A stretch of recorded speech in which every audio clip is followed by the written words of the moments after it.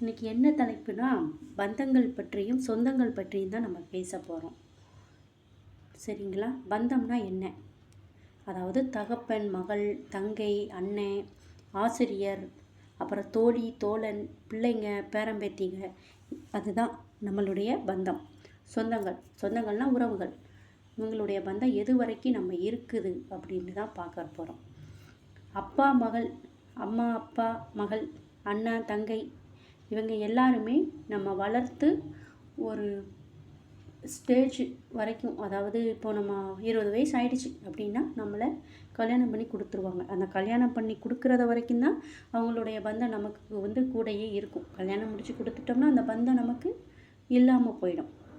அப்புறம் ஆசிரியர்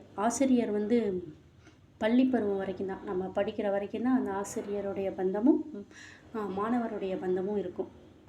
தோழியும் அதே மாதிரி தான், நம்ம படிக்கிற வரைக்கும் தான் அந்த பந்தங்கள் இருக்கும், நம்ம கூடயே இருக்கும்.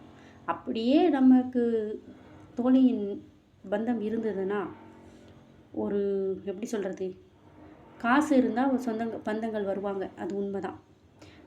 யாராக இருந்தாலும் சரி தான், தோழியாக இருந்தாலும் சரி, தோழனாக இருந்தாலும் சரி, காசு இருந்தால், சொந்தங்களும் அதுதான், காசு இருந்தால் அந்த பந்தத்தை தக்க வைத்து கொள்ளுவாங்க. காசு இல்லைன்னா நம்மளெல்லாம் தூக்கி போட்டுருவாங்க. கணவரின் பந்தம் அப்படின்னா நம்ம 2 பேரும், அதாவது கணவர் மனைவி இருக்கிற வரைக்கும் அந்த பந்தங்கள் நிலைக்கும். கணவர் இல்லை ஒருவேளை மனைவி இல்லை, யாரோ ஒருத்தவங்க இதில் தவறிட்டு அந்த பந்தம் நமக்கு இல்லாமல் போயிடும். பிள்ளைங்களும் அப்படி தான், பிள்ளைங்களுடைய பந்தமும் அப்படி தான்.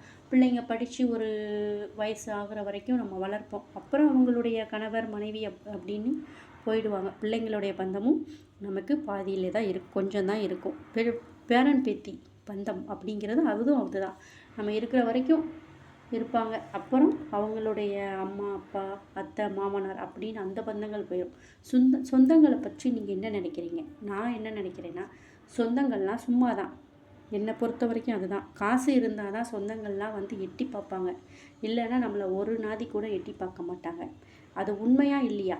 நீங்கள்லாம் சொந்தங்களை பற்றி என்ன நினைக்கிறீங்க? நான் எதை வச்சு சொல்கிறேன்னா, என்னுடைய வாழ்க்கையில் நடந்ததை பற்றி தான் நான் சொல்கிறேன். எனக்கு 8 தாய்மாமா இருக்கிறாங்க, சொந்தங்கள் தான். 8 தாய்மாமான்னு அம்மா கூட பிறந்தவங்க, கரெக்டுங்களா? 8 தாய்மாமா இருந்தாங்க.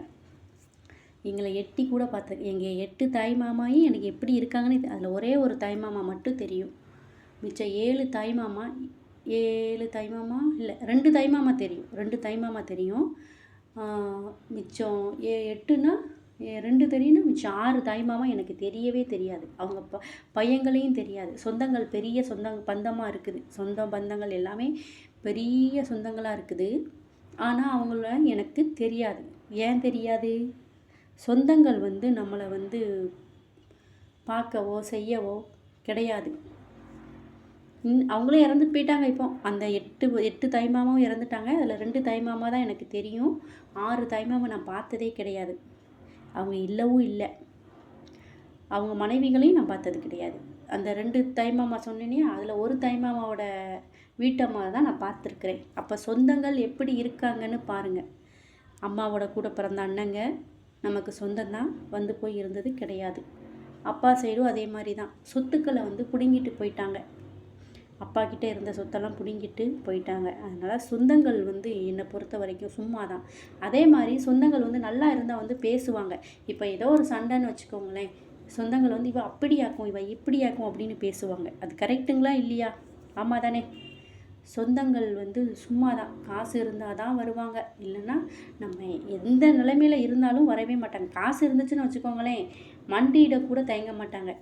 இது காசு இல்லைன்னா போடா வேணே அப்படின்ட்டு போவாங்க. அது உண்மை தானே? சொந்தங்கள் இப்படி தான். அதே மாதிரி இன்னொன்று என்ன நான் சொல்கிறேன்னா, பேரண்ட்ஸை மதிக்காத பிள்ளைங்களுக்கு நான் ஒரு சின்ன கருத்து சொல்கிறேன். பேரண்ட்ஸை மதியுங்கள். ஏன்னா அப்பா அம்மா நமக்கு கடவுள் கொடுத்த வரம். எனக்கு எங்கள் அப்பா இருக்காங்க, அம்மா கிடையாது. நான் 11 படிக்கும்போதே அம்மா இறந்து போயிட்டாங்க. அப்பா தான் இருந்தாங்க. அப்பா அக்கா அண்ணே எல்லாருமே இருந்து என்னை பார்த்துக்கிட்டாங்க. ஸோ உங்களுக்கு 2 பேருமே இருப்பாங்க. எல்லோரும் மதித்து நடங்க. பேரண்ட்ஸுங்களை மதிங்க, மதிக்காமல் இருக்காதீங்க. இதுதான் என்னுடைய கருத்து. சரிங்களா? உங்களுடைய பந்தங்களை பற்றியும் சொந்தங்களை பற்றியும் சொல்லுங்கள் கமெண்டில். இதில் பிடிச்சிருந்தால் லைக் பண்ணுங்கள், கமெண்ட் பண்ணுங்கள் உறவுகளே.